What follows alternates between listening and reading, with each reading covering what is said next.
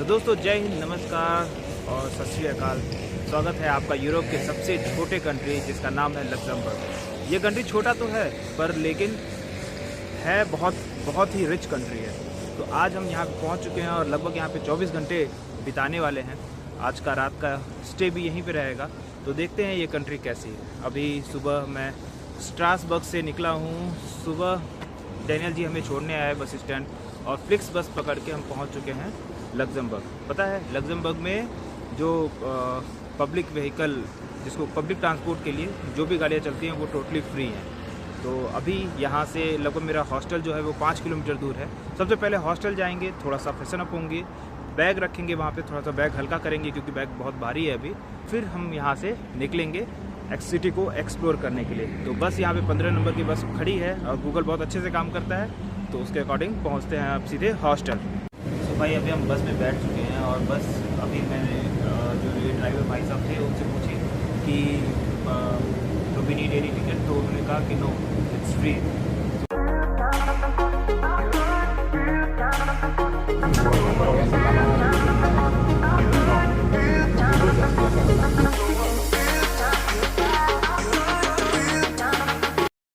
तो दोस्तों अब हम निकलने जा रहे हैं अपने नेक्स्ट डेस्टिनेशन। नेक्स्ट क्या, सबसे पहला डेस्टिनेशन यही रहेगा और सबसे पहले आपको मिलाते हैं मलिक भाई से।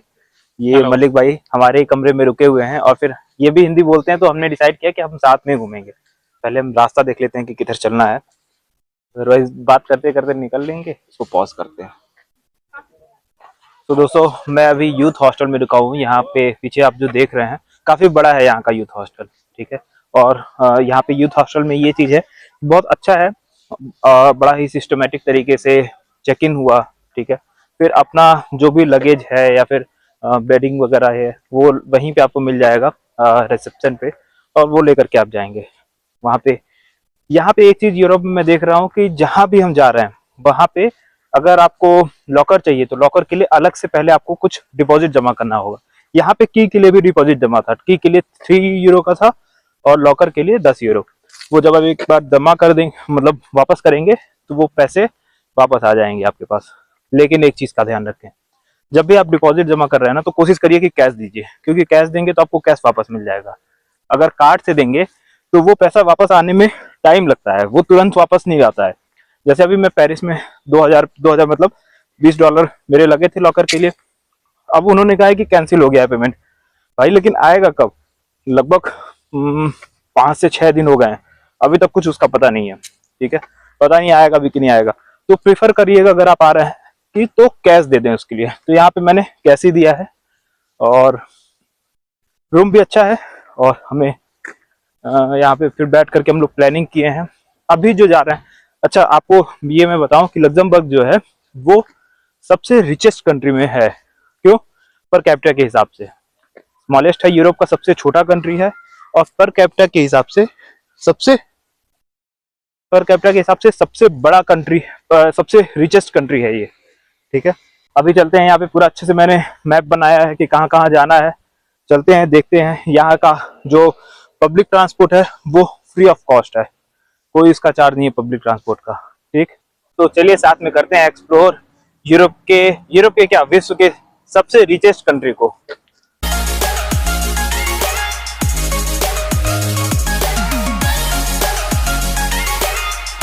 Merci beaucoup. So this blue line, if you follow it, it takes you to all the highlights of the old part of town. Okay. So you can follow this and it'll show you the main monument. यार अभी हमने देखा कि कुछ लोग वहाँ पे थे, ask me anything regarding the tourist. तो मैं वहाँ पे गया, उनसे पूछा कि can you please guide me. तो उन्होंने देखिए मुझे ये मैप दिया है और पूरा समझाया है अच्छे से, ठीक है, कि कैसे कैसे हम विजिट कर सकते हैं और क्या है सिटी यहाँ पे, ये पूरा अच्छे से बताया है। तो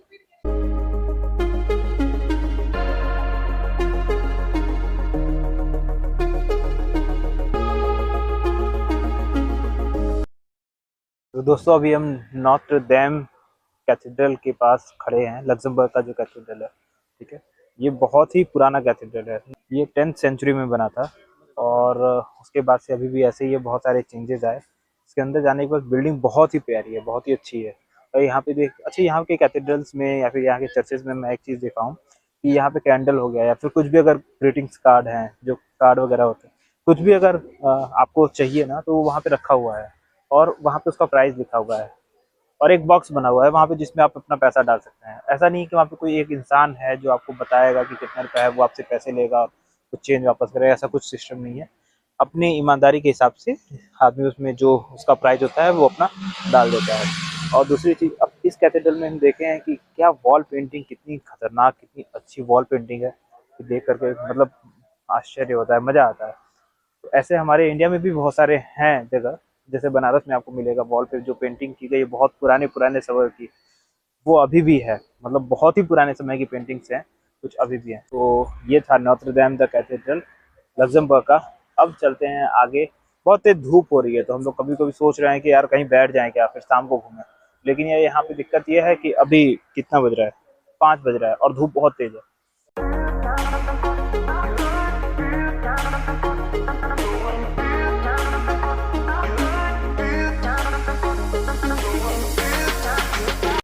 तो भाई अभी हम लोग आ गए हैं सुल्तान 23 यहाँ पे, और यहाँ पे अभी कुछ हम लोगों ने ऑर्डर किया है। तो ये कुछ रोल टाइप का है, एक वेज नॉन वेज सारा है यहाँ पे। तो पहले कुछ पेट पूजा करते हैं और फिर आगे का सफ़र चालू रखते हैं।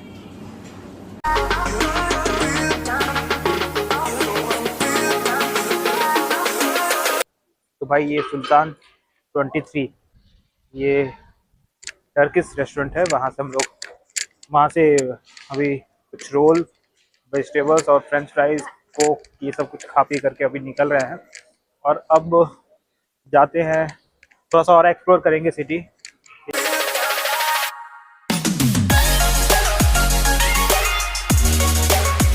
दोस्तों अभी हम हैं लग्जमबर्ग के एकदम सिटी सेंटर पे। ये जो आप मेरे पीछे देख पा रहे हैं ये एकदम सिटी सेंटर का मेन बिल्डिंग है। और ये चारों तरफ देखिए मेरे, ये इधर पीछे बर्गर किंग और ये मैकडी, ये सब आपको दिख जाएगा। और इस साइड में यहाँ के अगर आपको कुछ लोकल फूड ट्राई करना हो तो पीछे ये सब जो ये जो ब्लैक छतरी जो लगा हुआ है ना उसके पीछे, उसके नीचे सारा रेस्टोरेंट लगा हुआ है। तो ये काफ़ी बढ़िया है यहाँ पे। ये मेन सिटी सेंटर है, लेकिन सिटी सेंटर यहाँ का हमें कंपेयर टू फ्रांस के सिटी सेंटर से थोड़ा सा छोटा लगा है, लेकिन बहुत अच्छा है, ये भी काफ़ी अच्छा है। हमें लग रहा है कि रात में जब लाइटिंग यहाँ पे जलेगी तो फिर ज़्यादा मज़ा आएगा यहाँ पे। तो उसका भी वेट करेंगे, अभी तो रहना ही है यहाँ पे, आज रात में यहीं पे रुकना है। तो देखते हैं कि वो कैसा अनुभव रहता है, उसको भी आपके साथ साझा करेंगे। और एक चीज़ बताते हैं, अगर आप सिटी सेंटर पे पहुँच जा रहे हैं ना यहाँ पे लग्जमबर्ग में, तो जितनी भी चीज़ें हैं घूमने वाली वो सिटी सेंटर के पास में ही है, आस-पास में ही है। और मतलब सारी चीज़ें वॉकिंग डिस्टेंस पे ही हैं। 1-2 चीज़ें आपको थोड़ा-सा उसके लिए दूर जाना पड़ेगा, और उसके लिए जो भी यहाँ पे व्हीकल आप यूज़ करते हैं वो सब फ्री है, तो बहुत ही ईज़ी हो जाएगा। लेकिन मोस्टली जितनी भी चीज़ें हैं सारी यहाँ पे आस-पास में ही हैं। तो भाई तुम्हें पता है, अभी हम लोग जिस रेस्टोरेंट में गए थे वहाँ पे पानी हमें मिला था 2.5 यूरो का। मतलब मैंने लिया नहीं, जो मेरे साथ थे सामने बैठे हुए थे उन्होंने पानी लिया था। अब दैट वाज फॉर 2.5 यूरो, और यहाँ पे अभी मुझे फ्री में मिल गया। तो ऑफ कोर्स हम खरीद के पानी नहीं पीने वाले हैं, ऐसे अगर जहाँ भी मिल जाएगा, क्योंकि यहाँ पे यूरोप में मोस्टली जो भी पानी है वो पीने लायक है। और भाई इतने दिन तक का सफ़र है यूरोप में, या फिर यूरोप में भी मुझे बहुत ज़्यादा समय तक रहना है। तो भाई इतने दिन तक तो पानी खरीद के पीना तो काफ़ी एक्सपेंसिव हो जाएगा मेरे लिए। तो भाई यहाँ के लोगों की ये अभी मैंने बताया था ना कि ये रिचेस्ट कंट्री है। तो रिचेस्ट कंट्री है मतलब कि ये पर कैपिटा इनकम के हिसाब से। तो पर कैपिटा इनकम का मतलब सीधे सीधे हो गया ऑन एन एवरेज यहाँ पे पर पर्सन की जो अर्निंग है वो 10 लाख रुपए महीने की है। अगर रुपए में देखें तो 10 लाख रुपए महीने। और मिनिमम जो यहाँ का मिनिमम वेजेस जिसको कहा जाता है वो है लगभग 4500 यूरो। 4500 यूरो का मतलब सीधे सीधे ये कर सकते हैं कि लगभग 4,70,000 80,000 रुपये महीने का ये मिनिमम वेज है। तो अगर आपको लग्जमबर्ग में जॉब मिलती है तो 4-5 लाख तो आप कमाएंगे ही कमाएंगे, ये मान के चलिए। यहाँ पे पता है 2020 के बाद से जितनी भी ट्रैम्स या फिर बसेज हैं उसको फ्री कर दिया गया था, क्योंकि इतना ज़्यादा रिच है, सबके पास गाड़ी थी, एक एक लोगों के पास बहुत लग्जरी लग्जरी गाड़ी थी। तो फिर सरकार ने ये कदम उठाया है कि ट्रैम को, बसेस को फ्री कर दें, ताकि थोड़ा सा लोग ट्रैम का, बसेस का यूज़ कर रहे हैं, थोड़ी गाड़ियाँ सड़क पे कम निकले, लेकिन फिर भी लोग निकालते ही हैं ऑफकोर्स। तो अभी हम जा रहे हैं फिर से ट्रैम में बैठने। ये मेरा पहला सफ़र रहेगा ट्रैम का। पहले देखते हैं कि ट्रैम स्टेशन कहाँ पे है, बैठते हैं, क्योंकि टिकट तो लेना नहीं है। तो बस स्टेशन पे पहुँचेंगे और ट्रैम में बैठते हैं। वो सामने स्टेशन हमें दिख गया ट्रैम का, तो वहाँ पे जाते हैं और ट्रैम में बैठते हैं, मज़े लेते हैं ट्रैम का, देखते हैं कि ट्रैम का सफ़र यहाँ पे कैसा रहता है इसका।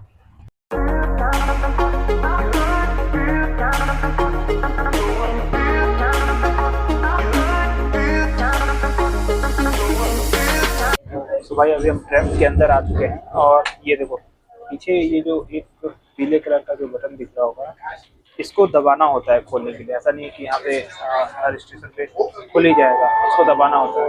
और ट्रैम का भी सफ़र सही है, कोई टिकट नहीं, कोई और हर जगह मोबाइल चार्जिंग के लिए भी बना हुआ है।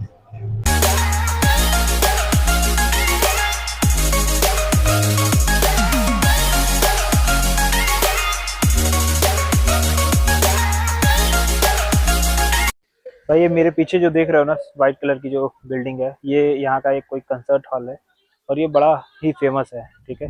और ये काफ़ी, पता नहीं क्यों फेमस है। यहाँ पे सबसे अजीब बात मुझे ये दिख रही है कि यार लोग इतने कम हैं, इतने कम हैं लोग कि लग रहा है कर्फ्यू टाइप का लगा हुआ है, मतलब बहुत ही कम यहाँ पे। इवन ट्रैम के अंदर भी मैं देख रहा हूँ कि लोग बहुत कम हैं और रोड पे भी बहुत ही कम लोग दिख रहे हैं। यहाँ के लोगों की जनसंख्या भी बहुत कम है, लगभग 6 से 7 लाख लोग हैं। उसमें से जितनी भी जनसंख्या है यहाँ के लोगों की, उसमें से आधे फॉरेनर हैं। सो दोस्तों अभी हम जहाँ पे हैं वो लग्जमबर्ग में है और लग्जमबर्ग में यूरोपियन यूनियन का सचिवालय है। तो अभी हम वहाँ पे आए हुए हैं। पीछे यूरोपियन यूनियन के सारे जितने भी झंडे हैं, जितने भी देश उसमें आते हैं, उन सबके झंडे लगे हुए हैं। तो आपको एक चीज़ और बताएं कि यूरोपियन यूनियन में लग्जमबर्ग में 3 भाषाएं बोली जाती हैं। सोचो कौन कौन सी? पहली हो गई लग्जमबर्गिश, दूसरी हो गई फ्रेंच, और तीसरी नहीं यार, इंग्लिश नहीं, तीसरी बोली जाती है जर्मन, क्योंकि ये कहीं ना कहीं जर्मनी से भी ये पार्ट जो जर्मन जो लग्जमबर्ग का है वो मिलता है। तो यहाँ पे ये 3 जो ऑफिशियल लैंग्वेज है वो लग्जमबर्गिश, फ्रेंच और जर्मन लैंग्वेज, ठीक है, ये तीनों बोली जाती है। और पता है लग्जमबर्ग का जो इतिहास है वो काफ़ी पुराना है। लग्जमबर्ग पहले एक छोटा सा समझो कि गांव टाइप का था, फिर उसको एक किले के रूप में बनाया गया। और सबसे पहले लग्जमबर्ग पे बहुत सारे देशों का कब्जा रहा है, जैसे स्पेन का, फ्रांस का, इन दोनों देशों का बहुत ज़्यादा दिन तक कब्जा रहा है। और फिर 1839 में ये एक स्वतंत्र देश बना, 1839 में। उसके बाद से फिर धीरे धीरे जो भी चेंजेस होते रहे, अभी ये पूरे यूरोप का इकोनॉमिक हब है लग्जमबर्ग। ये देखो ये यूरोपियन यूनियन की जो बिल्डिंग है, ठीक है, ये पूरा, और जस्ट यहाँ पे ट्रैम आकर के रुकता है। तो देखो दोस्तों, तो भाई अभी लग्जमबर्ग में ही है, 8:30 हो रहा है और 7:30 तक तगड़ी वाली धूप थी, इसलिए मन हो रहा था कि साइड में बैठे रहें, क्योंकि यहाँ पे धूप चमक रही थी। तो फिर अभी थोड़ा सा धूप कम हुई है, 8 बजे फिर निकले हैं। और जब अभी मार्केट में घूम रहे हैं, मोस्टली सारी दुकानें देखो, सारी दुकानें बंद हो गई हैं। जो भी सुपर मार्केट है, अगर पानी लेना हो या फिर कुछ भी आपको खरीदना हो, यार 8:30 बजे में मुझे दुकानें बंद हो जा रही हैं यहाँ पे। और दुख तो ये है कि 7:30 तक धूप था और 8:30 बजे दुकान बंद बने। देखो ये सब देखो ना, सब दुकानें क्लोज हो चुकी हैं। कुछ दुकानों में जो लोग दिख भी रहे हैं तो वो कह रहे हैं नो, क्लोज, ठीक है। तो ये कहानी है अभी। लेकिन हाँ, कुछ रेस्टोरेंट खुले हुए हैं, अगर खाना खाना हो तो वो उसके लिए रेस्टोरेंट वगैरह, तो रेस्टोरेंट खुले हुए हैं अभी। अभी फिर से एक अच्छी जगह पे पहुंच तो गए हैं। हमें एक्चुअली पानी का बॉटल ख़त्म हो गया है, तो पानी लेना था, लेकिन वही नहीं मिल पा रहा है हमें।